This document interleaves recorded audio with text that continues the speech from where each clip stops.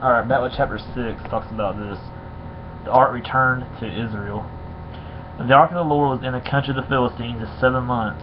And the Philistines called for the priests and the diviners and said, "What shall we do with the ark of the Lord? Tell us with what we shall send to its place." They said, "If you send away the ark of the Lord, or the ark of the God of Israel," who is of course Jesus, "do not send it empty, but by all means return him a guilt offering. Then you will be healed, and it will be known to you why his hand does not turn away from you." And they said, "What is the guilt offering that we shall return to him?" They answered, 5 golden tumors and 5 golden mice, according to the number of the boards of the Philistines, for the same plague was on all of you and on your lords. So you must make images of your tumors and images of your mice that ravage the land, and give glory to the God of Israel. Perhaps he will lighten his hand from off of you and your gods and your land. Think about that real quick. Okay, it says perhaps he will lighten his hand from off of you and your gods. So these priests, or these diviners, or these magicians, which is part of, that's part of demonic deception, pretty much. Even they recognize that their gods, who are really demons, have no match to the one true God, Jesus Christ. Amen. Because the one true God, Jesus Christ, who is the true God, he's over Satan. He's even over the demons. Even Satan and the demons have to get permission from Jesus, who is the true God, to do things here on earth. So let's read that again. It says, let's see where I left off at. See, it says, perhaps he will lighten his hand from off of you and your gods in your land. Why should you harden your hearts as the Egyptians and Pharaoh hardened their hearts? After he had dealt severely with them, did they not send the people away, and they departed? Now then, take and prepare a new cart and 2 milk cows, of which there has never come a yoke, and yoke the cows to the cart. Take their cows home away from them, to the ark of the Lord, and place it on the cart, and put a box at its side. The figures of gold which you are returning to him as a guilt offering. They send it off and let it go its way, and watch. If it goes up on the way to its own land to Beth Shemesh, then it is he who has done us this great harm.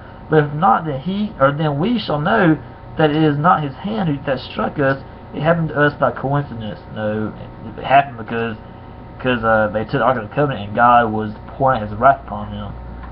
The men did so, and took 2 milk cows and yoked them to the cart, and shut up their cows at home. And they put the Ark of the Lord on the cart and the box with the golden mice and the images of their tumors. And the cows went straight in the direction of Beth Shemesh along one highway, lowing as they went. They turned neither to the right nor to the left, and the lords of the Philistines went after them as far as the border of Beth Shemesh. Now the people of Beth Shemesh were reaping their wheat harvest in the valley. And when they lifted up their eyes and they saw the ark, they rejoiced to see it. The cart came to the field of Joshua of Beth Shemesh and stopped there. A great stone was there, and they split up the wood of the cart and offered the cows as a burnt offering to the Lord. And the Levites took down the ark of the Lord and the box that was beside it, in which were the golden figures, and set them upon the great stone. And the men of Beth Shemesh offered burnt offerings and sacrifices on that day to the Lord. And when the 5 lords of the Philistines saw it, they returned that day to Ekron. These are the golden timbers the Philistines returned as a guilt offering to the Lord. 1 for Ashdod, 1 for Gaza, 1 for Ashkelon, and 1 for Gath, 1 for Ekron. And the golden mice, according to the number of all the cities of the Philistines belonging to the 5 lords, both fortified cities and unwalled villages. The great stone beside which they sat down the ark of the Lord is a witness to this day in the field of Joshua of Beth Shemesh. So if you go to this field today, the rock still rests there. It still rests there where the Lord, or where the ark of God was put on. And he struck some of the men of Beth Shemesh because they looked upon the ark of the Lord. He struck 70 men of them, and the people mourned because the Lord had struck the people with a great blow. Then the men of Beth Shemesh said, "Who is able to stand before the Lord, the holy God?" Who's of course Jesus. And to whom to whom shall he go up away from us? So they sent messengers to the inhabitants of Kirith and Jearim, saying, "The Philistines have returned the ark of the Lord. Come down and take it upon you."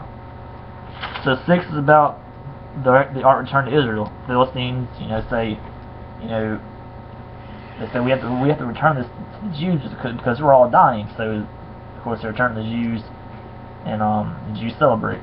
So that's chapter 6, and chapter 7 will be next. We'll be right back here in a minute.